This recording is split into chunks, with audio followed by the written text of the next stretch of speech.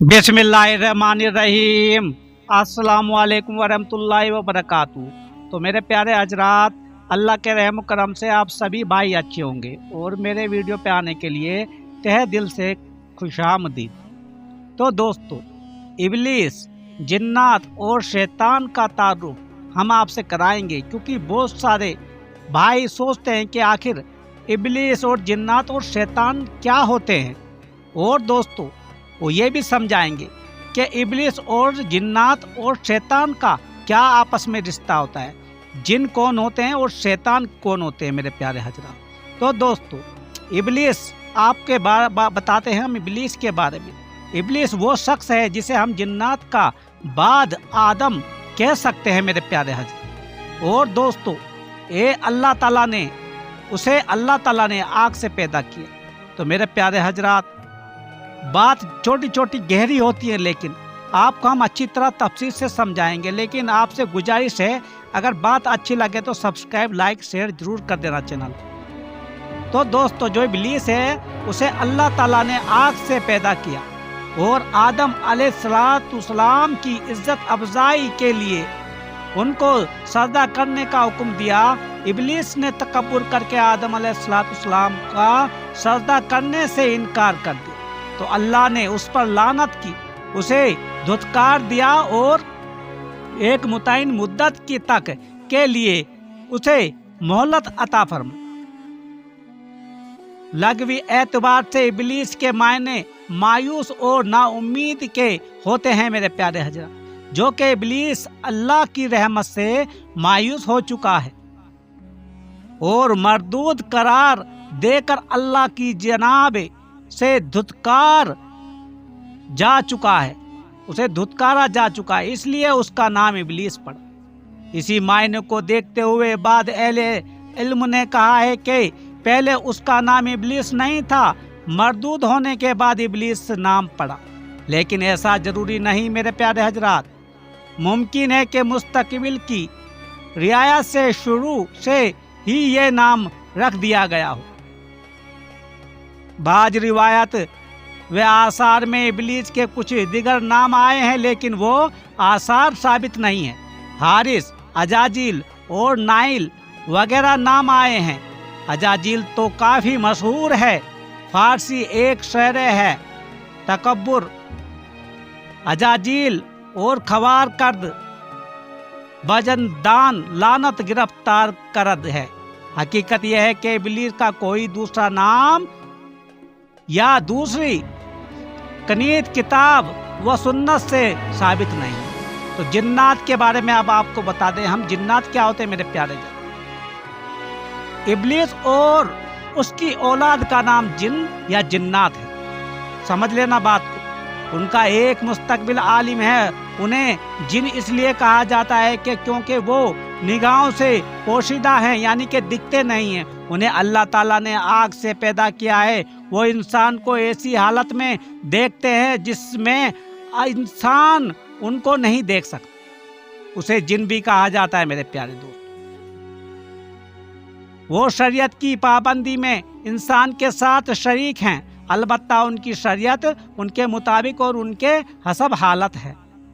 और शैतान का मतलब क्या होता है दोस्तों, शैतान के बारे में भी हम जानेंगे। इमाम इब्न कसीर फरमाते हैं कि शैतान अरबी ज़बान में शतिन से मुश्तक है, जिसके मायने बाइद होने के हैं, क्योंकि शैतान की तबीयत इंसानों की तबीयत से बहुत बाइद है।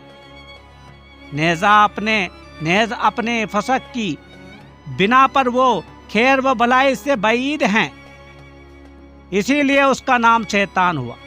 इंसान व जिन्नात बल्कि हैवानात और जानवरों में से हर शरीर व सरकश के लिए भी शैतान का लफ्ज बोला जाता है। इब्लीस को भी शैतान इसलिए कहा जाता है कि क्योंकि वो हक से बहुत बईद और सरकश है। अल्लाह ताला ने सूरा बकरा में इब्लीस के लिए शैतान का लफ्ज इस्तेमाल फरमाया है। इरशाद है, लेकिन शैतान ने उनको बहका कर वहाँ से निकलवा दिया, यानी कि हजरत आदम अलैहिस्सलाम और हजरत हव्वा को शैतान ने जन्नत से बहका के निकलवा दिया था। تو اللہ تعالیٰ نے سورہ بقرہ میں بھی شیطان کا ذکر ابلیس کو کہا ہے۔ ہر شر کس انسان و جنات پر شیطان کے لفظ کے اطلاق کی دلیل قرآن مجید کی وہ آیات کریم ہیں جس میں اللہ تعالیٰ کا ارشاد ہے،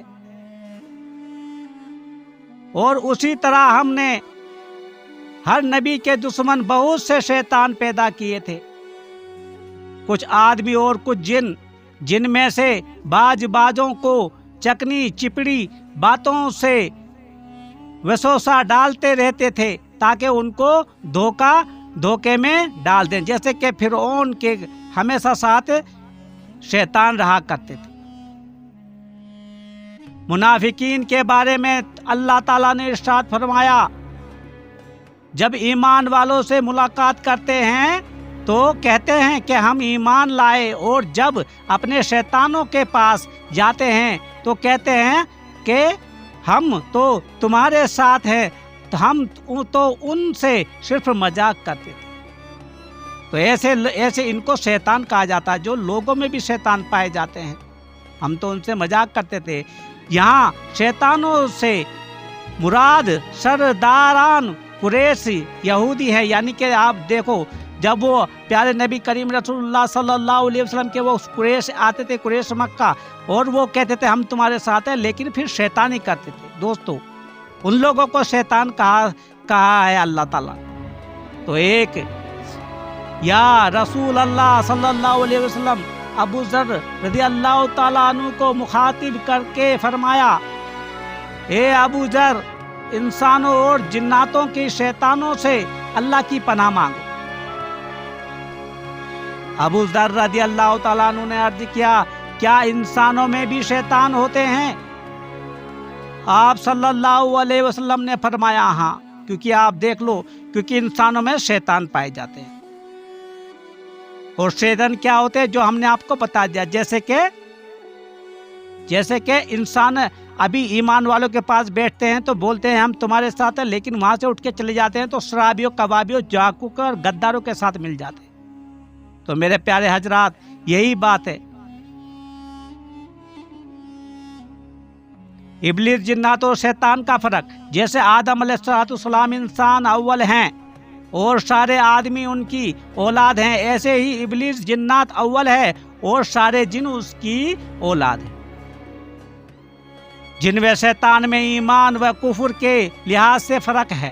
مومن جنوں کو شیطان نہیں کہا جائے گا، جو کہ جن مومن بھی اچھے بھی ہوتے ہیں برے بھی ہوتے ہیں، ان کو شیطان نہیں کہا جائے گا، صرف کافر جنوں کو ہی شیطان کہا جائے گا۔ صحابہ و تابعین کے آثار اور اقوال مسلمین سے یہی بات معلوم ہوتی ہے میرے پیارے حضرات۔ تو آپ کو سمجھ میں آ گیا دوستو شیطان اور جنات اور ابلیس کا فرق۔ وہ ابلیس کی تاریخ پیدائش، اس میں شک نہیں کہ ابلیس کی ولادت آدم علیہ السلام سے پہلے ہوئی، ارشاد باری ہے،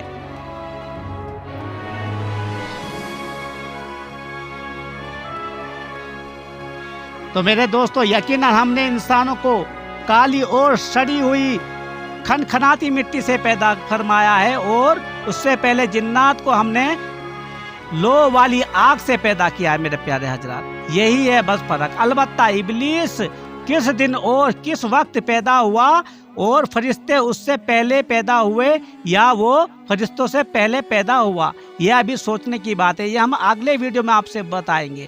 تو ان سب سوالات کے جوابات سے کتاب و سنت خاموش ہیں۔ بعد اسرائیل روایت آتی ہے، لیکن ان پر اعتماد نہیں کیا جا سکتا میرے پیارے حضرات۔